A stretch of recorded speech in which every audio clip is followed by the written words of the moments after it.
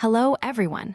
Welcome to Celsius 233, your go-to place for fiction book summaries. Today, we will get lost in the pages of The Return of the King by J.R.R. Tolkien. The Return of the King, published in 1955, is the third and final volume of J.R.R. Tolkien's epic fantasy trilogy, The Lord of the Rings.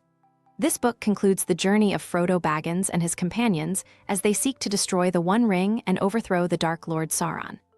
Set in the richly imagined world of Middle-earth, this volume is a tale of heroism, sacrifice, and the struggle between good and evil, culminating in the triumph of hope over despair. Plot summary. In the shadow of looming darkness, Middle-earth stands on the precipice of despair. Sauron's armies are amassing, and the Fellowship, scattered yet united in purpose, marches toward their fateful destinies. Gandalf and Pippin arrive at Minas Tirith, the capital of Gondor, to warn the city of Sauron's impending assault. There, Denethor, the steward of Gondor, succumbs to grief and pride, doubting the hope Gandalf brings. Meanwhile, Aragorn, the heir to Gondor's throne, embraces his destiny and begins a perilous journey to summon the army of the dead, a spectral host bound to honor an ancient oath.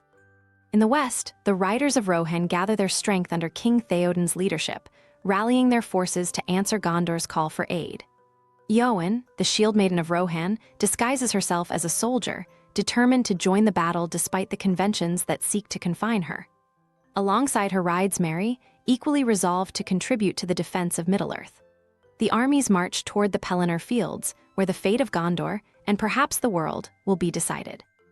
Far to the east, Frodo and Sam tread the desolate lands of Mordor, accompanied by the treacherous Gollum. Their path leads them to Cirith Ungol, a dark and sinister pass guarded by Shelob, a monstrous spider. Gollum's schemes culminate in betrayal as he lures Frodo into Shelob's lair. Yet, through the courage and resourcefulness of Sam, Frodo is saved, though gravely wounded. Sam, believing Frodo dead, takes up the burden of the One Ring.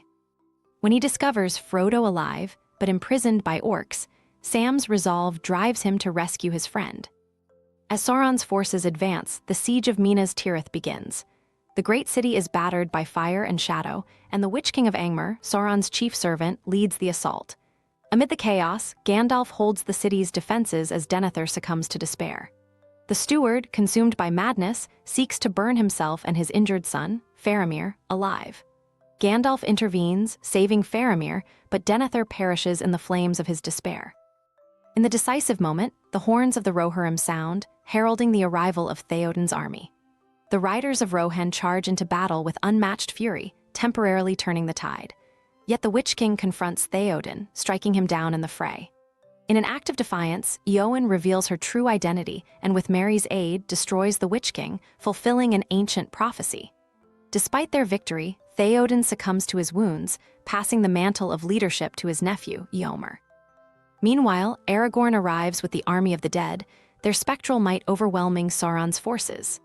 The Corsairs of Umbar, enemies who had sought to bring reinforcements to Sauron, are defeated by Aragorn's cunning. With the battle won, Aragorn enters Minas Tirith, though he does not claim the throne.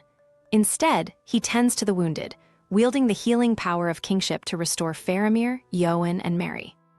Yet the true battle remains ahead.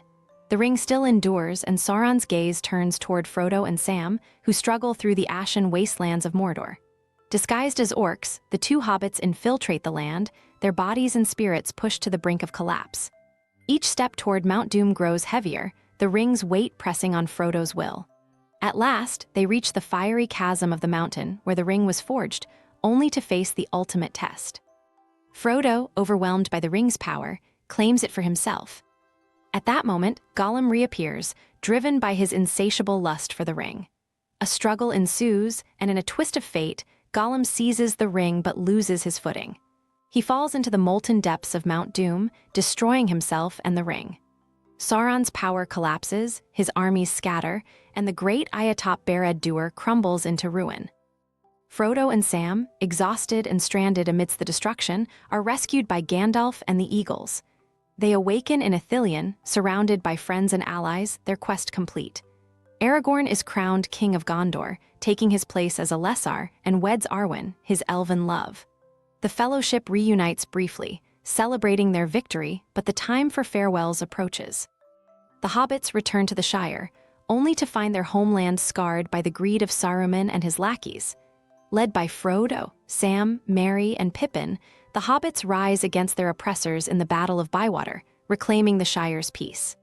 Yet Frodo, burdened by the wounds of his journey, finds no solace in his return. In the final chapter, Frodo sails westward with Gandalf, Bilbo, and the elves, departing for the Undying Lands where he might find healing. Sam, left behind, returns to the Shire, where he builds a family and a legacy. The world moves forward, but the echoes of their deeds linger, a testament to the courage and sacrifices of a few who stood against the darkness. Want more from the Lord of the Rings series? Look for the other books by J.R.R. Tolkien in the description or on Celsius 233. Remember, while our summaries capture the essence, they can never replace the full experience of reading the book. If this summary intrigued you, consider diving into the complete story, buy the book, and immerse yourself in J.R.R. Tolkien's original work. Bye-bye, take care, have fun.